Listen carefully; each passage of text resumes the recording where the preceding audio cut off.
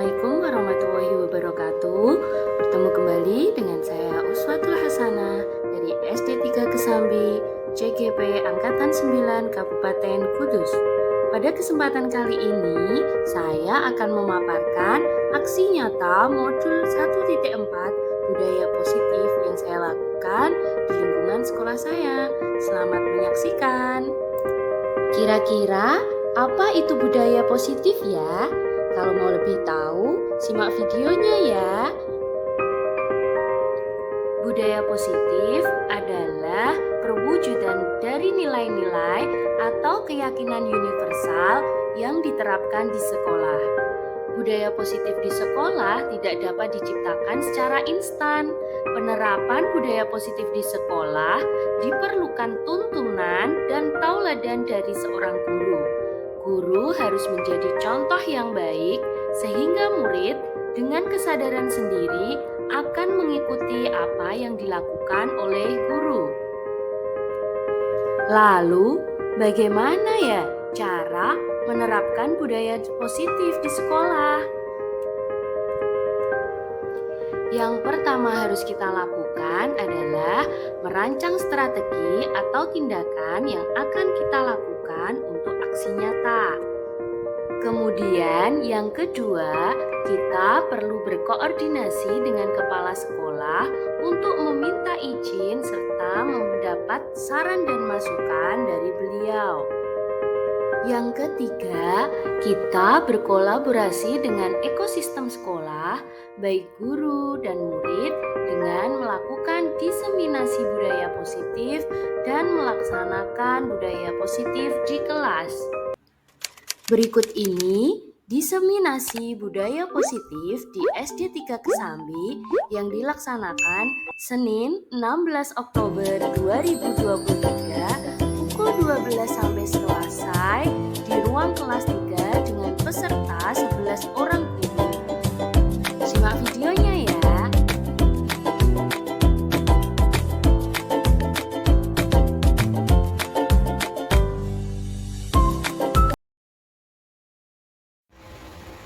Assalamualaikum warahmatullahi wabarakatuh.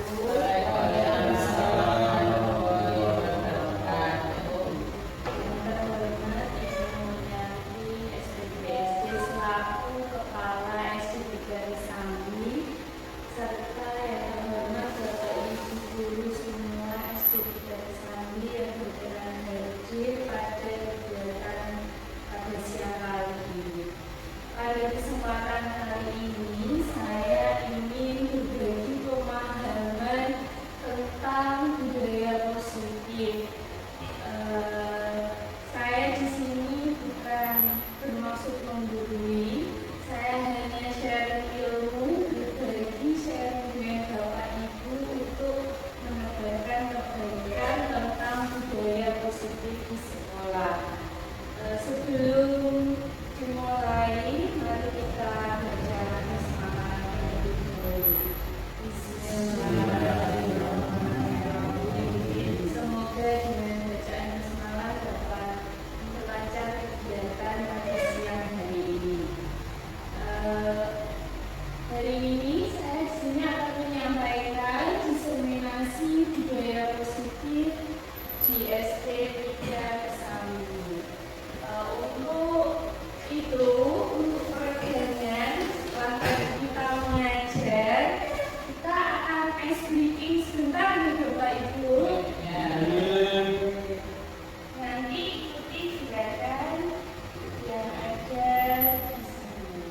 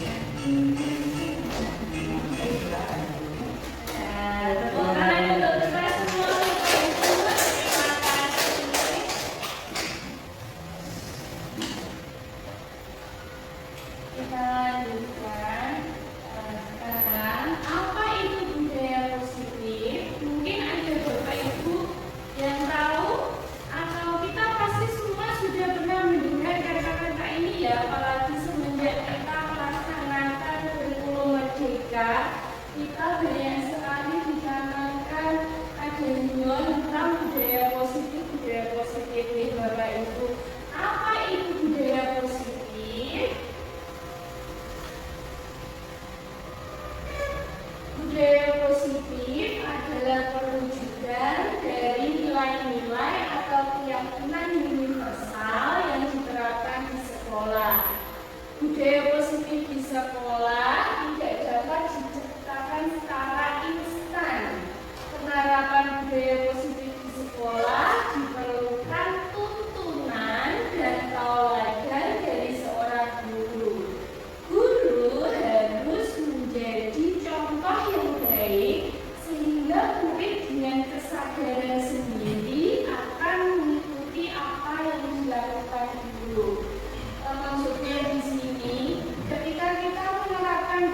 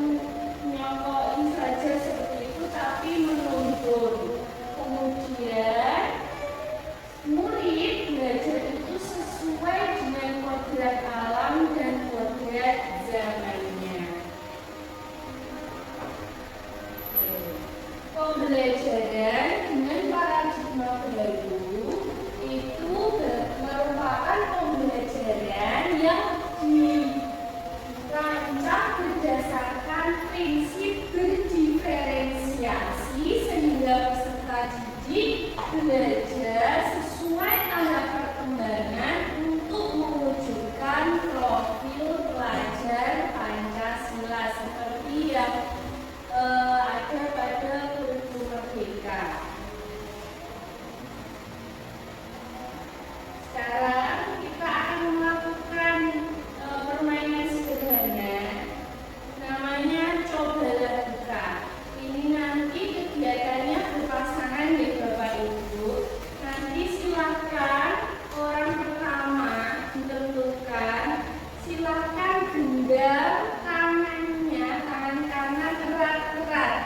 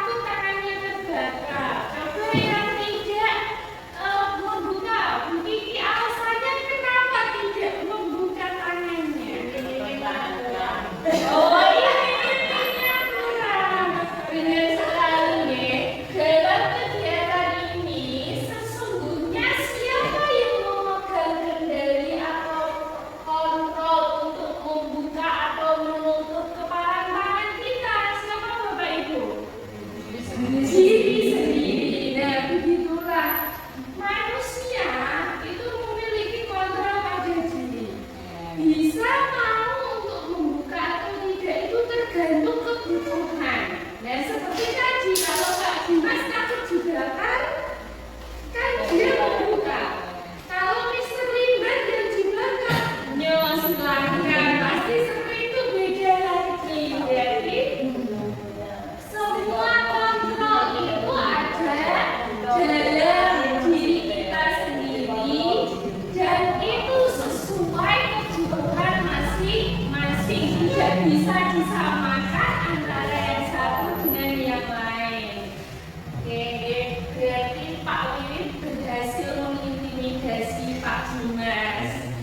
Oke. Nah, selama ini terjadi miskonsepsi tentang teori kontrol. Yang pertama, ilusi guru mengontrol murid. Kadang kita sebagai guru sering terjadi di kita. Kadang, ayo cepat kerjakan, nanti kalau tidak saya hukum, semuanya seperti itu. Sebenarnya murid itu kadang dia menuruti perintah guru, tapi bisa saja dia menolak perintah guru karena mungkin ada alasan itu. Jadi sebenarnya murid itu juga memiliki kontrol pada dirinya untuk melaksanakan atau tidak dari perintah guru itu tersebut. Miskonsepsi yang lainnya itu bahwa semua penguatan positif, efektif dan bermanfaat, ya itu memang, tapi terkadang penguatan positif seperti memberi reward, kadang yang itu membangkitkan motivasi belajar anak.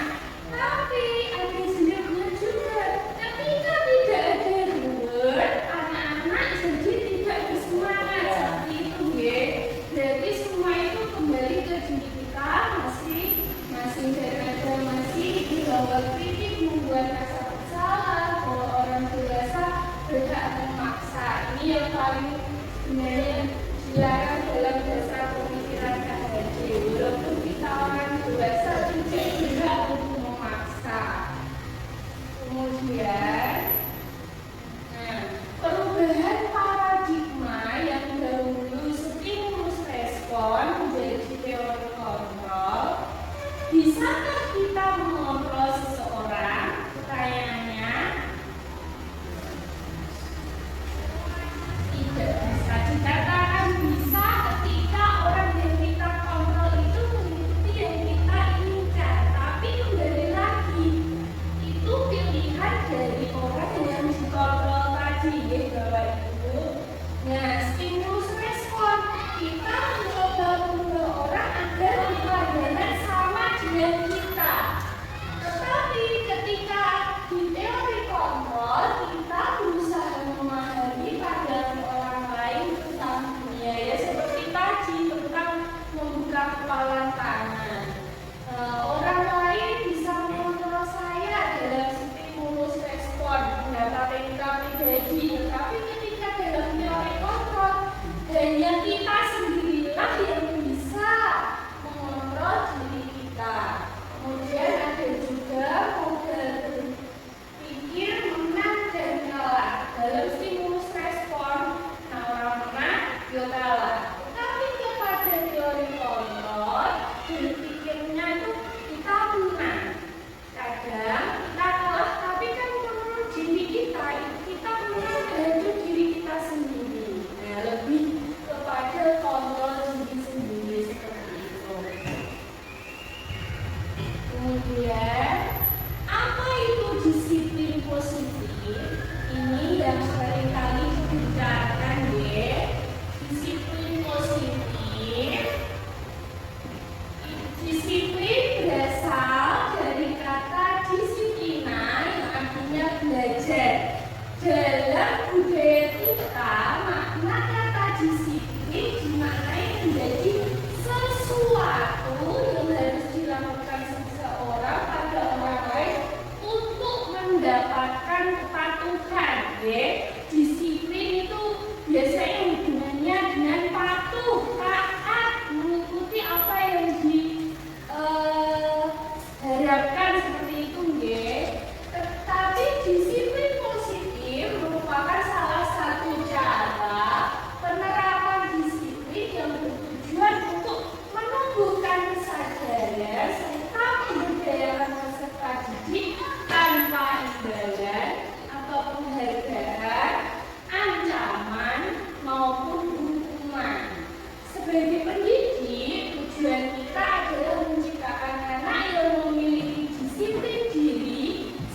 sehingga mereka bisa berperilaku dengan mengacu pada nilai-nilai kebajikan universal dan memiliki motivasi intrinsik dalam perilaku ke arah yang lebih baik. Intinya, ketika kita menerapkan disiplin positif, sudah tidak ada lagi dilarang ini, dihukum ini. Dalam disiplin positif itu reward, punishment itu tidak boleh. Pada selama ini kita sering sekali punishment, reward seperti ini.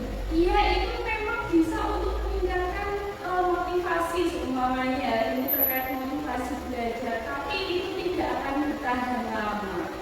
Karena pasti ketika tidak ada seperti tadi, anak kembali lagi, kalah gak ono reward, gak ono hadiah, aku saksae seperti itu nggih. Kemudian nilai-nilai kebajikan itu apa? Nilai yang disepakati bersama lepas dari suku bangsa, agama, bahasa maupun latar belakang. Contoh nilai kebajikan dalam suatu organisasi yang sudah kita terapkan dan ada di sekolah kita itu profil pelajar Pancasila jelas deh, sesuai di kurikulum Merdeka. Untuk yang Ibu Primary Years Program itu ada toleransi, rasa hormat, itu kan juga ada deh dulu. Untuk PPK itu juga sudah termasuk di dalamnya. Kemudian keterampilan hidup atau life skill dapat dipercaya, pendengar yang baik. Nilai-nilai kebajikan itu berarti nilai yang baik yang kita harapkan ada dalam diri kita maupun diri murid kita. Kemudian ada 5 kebutuhan dasar manusia yang paling utama. Ini menurut dosen, yang pertama itu yang paling tengah itu bertahan hidup. Bertahan hidup itu apa? Kebutuhannya seperti makan, minum. Kalau dulu kebutuhan dasar kan primer, sekunder, tersier. Kalau menurut dosen, 5 kebutuhan dasar manusia itu yang ini. Kemudian yang kedua, mendapat kasih sayang dan rasa diterima. Tidak dipungkiri setiap manusia pasti memiliki rasa untuk disayangi dan diterima. Nggih, Pak Budi? Kemudian yang ketiga, rasa kebebasan, freedom, ingin bebas. Kemudian ada kesenangan dan penguasaan. Nah, coba ini ada 5 nggih. Bertahan hidup, kasih sayang, kebebasan, kesenangan, serta penguasaan. Coba di sini ada sebuah kasus. Nanti kita amati kebutuhan apa kira-kira yang ingin didapatkan Doni. Saya bacakan ya Bapak Ibu.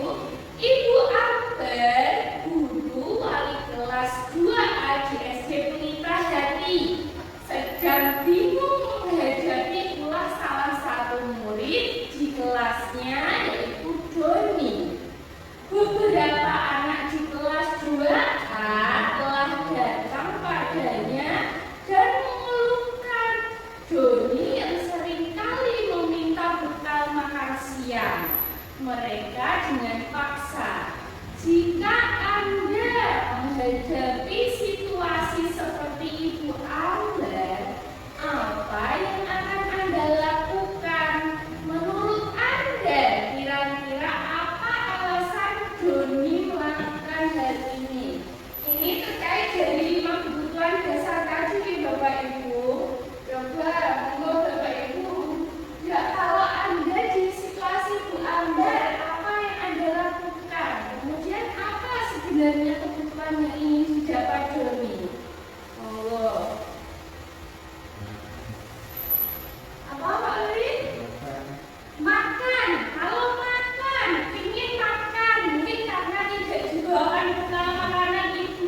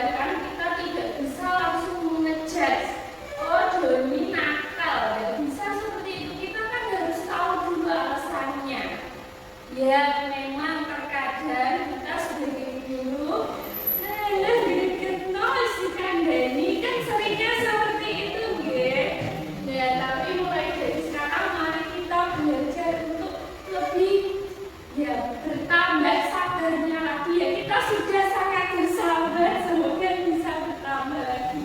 Ya benar sekali, dari satu kasus Doni ini saja sudah ada contoh beberapa kebutuhan yang ingin dipenuhi Doni seperti itu. Itu terkait kebutuhan dasar manusia. Nah, kemudian motivasi perilaku manusia. Motivasi manusia untuk melakukan sesuatu itu yang pertama untuk menghindari ketidaknyamanan atau hukuman. Yang kedua, mendapatkan imbalan atau penghargaan dari orang lain. Dan yang ketiga, untuk menjadi orang yang mereka inginkan dan menghargai diri sendiri dengan nilai yang mereka percaya. Nah, dua ini menghindari hukuman, mendapat imbalan, ini termasuk motivasi ekstrinsik. Kenapa motivasi ekstrinsik? Karena kalau ada pengaruh dari luar, dia baru mau melakukan.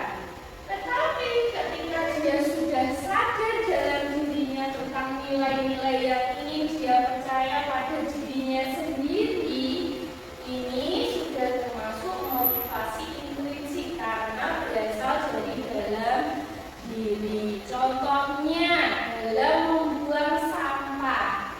Ini kan yang menjadi masalah kita ya Bapak Ibu, sampah berserakan seperti itu. Ayo sering membuang sampah, nanti paling rajin dapat hadiah. Dia semangat, tetapi itu karena mungkin akan mendapatkan penghargaan. Tapi kalau sudah ada kesadaran dalam diri, oh saya harus menjaga lingkungan, saya tidak usah disuruh, saya mengambil sampah dan buang di tempat sampah. Seperti tujuan akhir dalam proyek P5 ya. Proyek P5 itu kan sebenarnya yang dituju itu bukan produk akhirnya, tetapi karakter siswa yang apa yang ingin diharapkan seperti itu ya Bapak Ibu. Kemudian yang selanjutnya, apa itu perbedaan hukuman, konsekuensi, dan restitusi? Hukuman itu tidak terencana dan terjadi tiba-tiba. Konsekuensi itu sudah disepakati, sedangkan restitusi itu menciptakan kondisi bagi murid. Hukuman itu berarti murid tidak tahu, pokoknya sudah ada peraturan harus ditaati. Kalau konsekuensi itu dibuat bersama-sama atas kesadaran semuanya, ya. Kalau restitusi itu proses kolaborasi untuk mengajarkan murid mencari solusi sendiri atas masalah yang dihadapi. Coba di sini nanti ada kasus, silakan menurut Bapak Ibu itu ini hukuman atau konsekuensi. Nah, coba yang pink, yang sebelah kanan, lari keliling lapangan 2 kali karena datang terlambat, itu termasuk hukuman atau konsekuensi? Hukuman, ya. Mengganti kertas tugas teman yang dicoret-coret, konsekuensi karena dia telah mencoret-coret. Bisa membedakan deh sepintas ya. Oke, kita lanjutkan.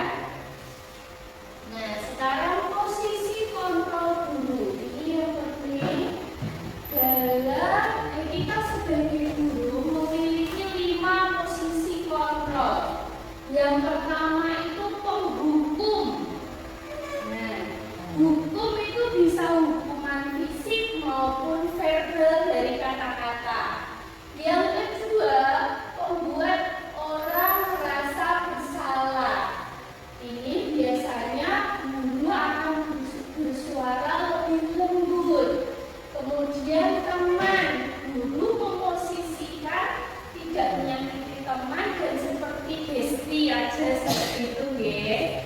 Terus kemudian pemantau itu hanya memonitor atau mengawasi, dan yang terakhir ini yang paling ideal dari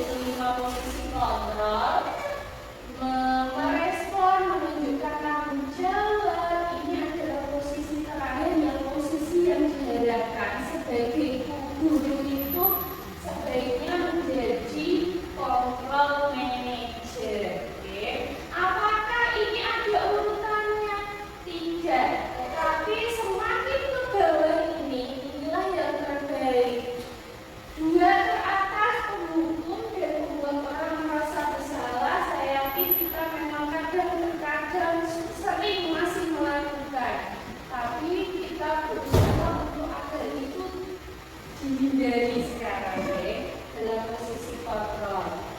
Nah, contohnya di sini ada kasus siswa tidak memakai atribut lengkap saat upacara. Dalam kontrol kita sebagai penghukum, kita ini sebagai penghukum, Wiwit, kamu tidak memakai topi. Hormat pada bendera selama 1 jam. Nah, itu berarti kan guru menghukum, langsung mengejudge apa hukumannya. Kemudian kalau kita sebagai pembuat orang merasa bersalah, kata-katanya lebih dulu, ayolah Wiwit, kamu harus memakai atribut. Kamu tidak kasihan kalau ibu ditegur humor. Itu. Terus kalau dalam posisi tenang, ayo dong ikuti peraturan. Tolong bantu ibu sekali ini ya. Kata kuncinya itu tolong bantu ya. Tidak apa-apa, jangan diulangi seperti itu deh. Tapi kadang kalau sudah terbawa emosi, sudah tidak bisa ditahan. Kemudian untuk posisi pemantau. Nah, pemantau itu kamu sudah melanggar peraturan sekolah. Kamu tahu tidak konsekuensinya, mengaitkan dengan konsekuensi yang dibuat sebelumnya. Oke. Terus kemudian untuk posisi yang paling ideal itu sebagai manajer, ini apa kamu tahu kesalahanmu secara lembut, santai. Terus kira-kira bagaimana kamu memperbaiki, bagaimana caranya agar anak itu tahu kesalahannya dan bisa memperbaiki sendiri. Dan sampai sini dulu bisa membedakan sedikit membedakan 5 tadi ya, mulai dari penghukum, merasa bersalah, teman, pemantau dan manajer. Oke, kalau sudah coba kita nanti ada kasus ini termasuk yang mana? Nah, oke. Kamu sudah mengecewakan Bapak Ibu guru. Ayo, mengecewakan berarti posisi kontrolnya apa? Ya, membuat merasa bersalah. Kenapa membuat merasa bersalah? Takut mengecewakan orang lain. Jadi ada perasaan, iya kasihan guru saya nanti dimarahi humor. Contohnya seperti itu. Kemudian untuk yang kedua, ayolah lakukan ini Bapak Ibu ya. Pemantau. Mungkin ada yang lain? Atau setuju dengan bendera begini pemantau? Setuju. Oke, kemudian kalau kamu tidak mengerjakan PR, keliling lapangan 2 kali. Ya, penghukum ya jelas kata-katanya di sini langsung mengejek anak itu tadi. Kemudian, kalau kamu menyakininya, maulah kamu memperbaikinya. Jadi posisi manajer. Yang terakhir, kamu tahu konsekuensi yang harus kamu terima? Oh, berarti pemantau. Betul, sudah paham. Tepuk tangan untuk Bapak Ibu.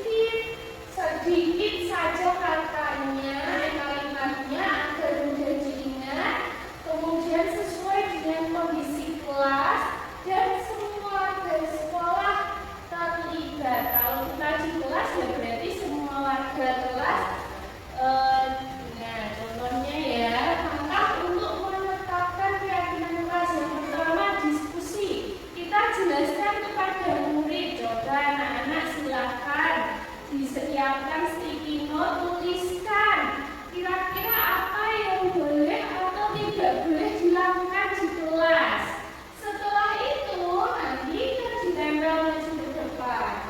Jadi kalimat katakan anak-anak menulis tidak boleh makan saat pelajaran. Itu kan masih mengandung kalimat negatif, ada kata tidak. Ketika menyusun kesepakatan kelas, keyakinan kelas harus diubah menjadi kalimat positif. Gimana kalau tidak boleh makan di dalam kelas? Jadinya berarti makan saat jam istirahat. Nah, menyarikan menjadi nilai kebajikan. Tadi kan ada banyak sekali nilai kebajikan. Kalau makan saat istirahat berarti nilai kebajikan apa yang ingin kita tuju? Menghargai kan bisa, toleransi kan bisa, tidak mengganggu pelajaran temannya. Nah, diskusi gambaran perilakunya, terus yang mencerminkan keyakinan kelas, terus kemudian mendiskusikan peran seluruh warga dan meninjau. Jadi contohnya tadi saya, guru dan murid akan makan saat jam istirahat. Lebih singkat seperti itu deh. Pokoknya bisa dari kalimat negatif harus dipositifkan dahulu, kemudian dicari nilai-nilai kebajikan universal yang ingin dituju seperti itu deh. Kemudian, nah ini contoh keyakinan kelas 5. Nah, bisa seperti itu. Mungkin Bapak Ibu juga sudah ada yang membuat ya. Nah, yang terakhir ini masalah segitiga restitusi. Segitiga restitusi merupakan suatu proses menciptakan kondisi bagi murid untuk memperbaiki kesalahan mereka sehingga mereka dapat kembali pada kelompoknya dengan karakter yang lebih kuat menurut dosen 2004. Nah, dalam segitiga restitusi ada 3 tahapan. Yang pertama ini menstabilkan identitas, yang kedua validasi tindakan yang salah, dan yang ketiga menanyakan keyakinan. Nah, untuk menstabilkan identitas yang bisa dilakukan guru adalah menggali. Saya juga pernah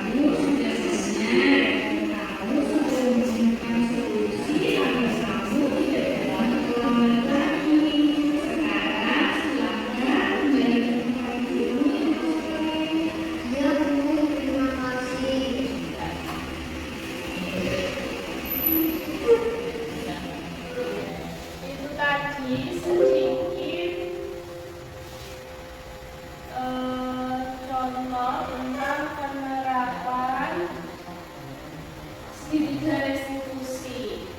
Dalam segitiga restitusi tadi, guru itu berperan dalam kontrol sebagai manajer, tidak memojokkan, tidak menyalahkan, tetapi bersama-sama dengan murid mencari solusi atas permasalahan yang dihadapkan. Untuk terakhir kali menutup, dalam keyakinan kelas itu terdapat peraturan, di dalamnya itu mengandung peraturan yang diserahkan menjadi keyakinan kelas. Jika didukung dengan lingkungan yang positif, akan membentuk budaya positif di sekolah kita. Mari belajar bersama, berkolaborasi, saling mendukung demi mewujudkan disiplin positif di sekolah kita, sehingga dapat menciptakan karakter profil pelajar Pancasila. Demikian pemaparan dari saya. Apabila ada kurang lebihnya mohon maaf. Saya buka 2 pertanyaan untuk kesempatan hari ini. Monggo silakan yang ingin bertanya. Ya, Bu Diki, silakan. Terkait tadi pemaparan siswa, saya ingin menanyakan menurut siswa bagaimana cara yang efektif untuk membangun budaya positif terutama di sekolah. Oke, saya ulangi ya. Bagaimana cara yang paling efektif untuk membudayakan budaya positif di sekolah seperti itu ya Bapak Ibu. Monggo satu lagi sekali nanti akan saya jawab. Ya, bisa, yuk. Ya, yang ingin saya tanyakan apa saja penerapan disiplin positif yang bisa kita terapkan di SD kita. Oke, lagi penerapan disiplin positif yang dapat dilakukan di SD kita. Saya jawab untuk yang pertama pertanyaan dari Bu Kiki, bagaimana cara yang efektif untuk membangun budaya positif. Yang pertama, kalau kita di kelas itu kita membuat keyakinan kelas di awal pembelajaran ya. Untuk kedua, kita juga bisa melaksanakan praktik segitiga restitusi tadi di dalam kelas. Itu kan untuk membangun budaya positif di kelas. Selain itu, kita juga melakukan pembiasaan, teladanan, untuk sebagai teladan dan pembiasaan positif di sekolah. Ini bersambung sekalian dengan pertanyaannya Bu Iza. Bagaimana cara penerapannya? Contohnya, umpamanya kita mau mengambil nilai positif dalam religius. Setiap pagi sebelum pembelajaran, setelah berdoa membaca Asmaul Husna dan Juz Amma, bisa nggih? Terus bisa untuk saling menghargai dan menghormati, membudayakan 5S, senyum, sapa, salam, sopan, dan santun. Kemudian kalau nilai kebajikan ingin dituju itu kebersihan dan kesehatan, bisa melakukan Jumat bersih, senam bersama, seperti itu. Terus ada juga Lisa, kemarin ya Bungo itu pernah bilang Lisa, lihat, ambil sampah, kemudian masukkan ke tempat sampah. Berarti itu salah satu pembiasaan positif dalam nilai kebajikan, kebersihan, seperti itu. Dan masih banyak lagi, bisa juga pembudayaan literasi membaca atau apa lagi ya, lagu-lagu nasional untuk meningkatkan rasa nasionalisme anak, seperti yang sudah kita lakukan selama ini ya. Bagaimana dengan jawabannya? Mungkin terima kasih. Terima kasih. Demikian diseminasi tentang budaya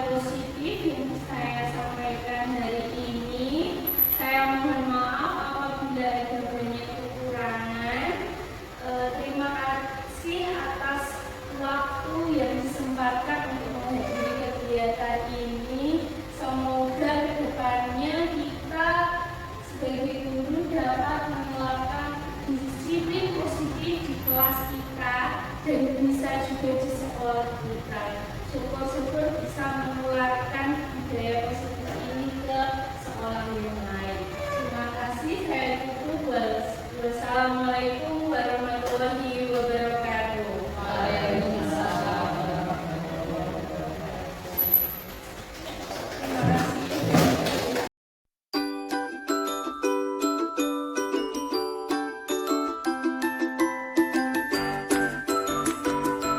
Selain melakukan diseminasi budaya positif, kita juga dapat melakukan pembuatan keyakinan kelas. Saya melakukan pembuatan keyakinan kelas di kelas 5 SD 3 Kesambi dengan murid-murid saya. Langkah-langkah yang saya lakukan ketika membuat keyakinan kelas di kelas 5 SD 3 Kesambi antara lain: yang pertama saya lakukan adalah berdiskusi tentang peraturan kelas dan mengevaluasi pelaksanaannya. Saya menjelaskan kepada siswa apa itu budaya positif terlebih dahulu, kemudian saya lanjutkan dengan menjelaskan tentang keyakinan kelas. Saya menyiapkan sticky note, kemudian saya membagikan sticky note kepada murid. Murid menuliskan peraturan yang perlu ditaati oleh seluruh warga sekolah, terutama di kelas 5. Selain menuliskan peraturan kelas yang ingin diterapkan di kelas, siswa juga menuliskan kelas impian mereka ingin seperti apa. Setelah selesai, setiap anak secara bergantian maju ke depan untuk menempelkan sticky note ke depan papan tulis. Langkah ketiga adalah merumuskan keyakinan. Dalam merumuskan keyakinan, yang pertama dapat kita lakukan adalah siswa dan guru mengelompokkan peraturan kelas mana yang sejenis. Setelah itu, dari peraturan yang sudah kita kelompokkan sejenis tadi, kita rubah menjadi sebuah kalimat positif. Setelah dirubah menjadi kalimat positif, barulah kita bersama-sama murid merumuskan keyakinan kelas yang ingin kita tentukan. Setelah keyakinan kelas terbentuk, kita juga perlu meninjau ulang apakah keyakinan kelas yang sudah kita rumuskan tadi sesuai dengan harapan kita bersama di kelas 5.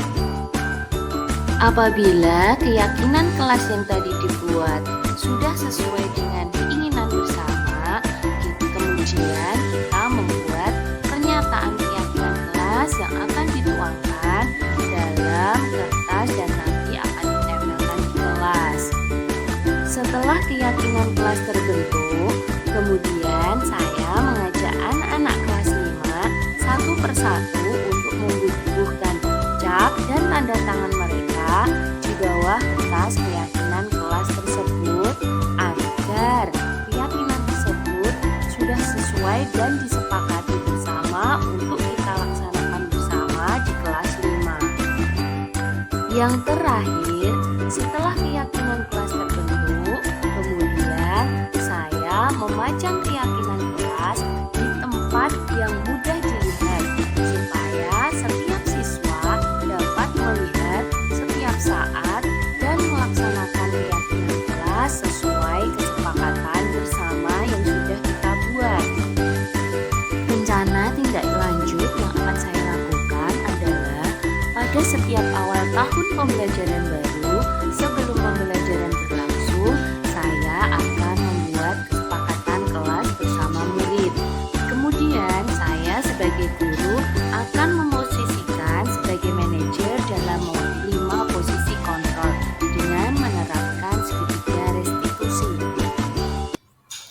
Refleksi saya terhadap kegiatan aksi nyata modul 1.4 tentang budaya positif, yaitu hasil yang diharapkan dari aksi nyata ini adalah: pertama, warga sekolah memiliki kesamaan pemahaman tentang budaya positif.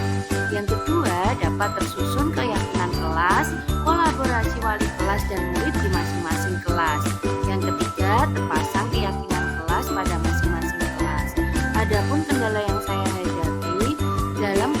kebersamaan belum dapat menjangkau 100% warga sekolah, sehingga saya perlu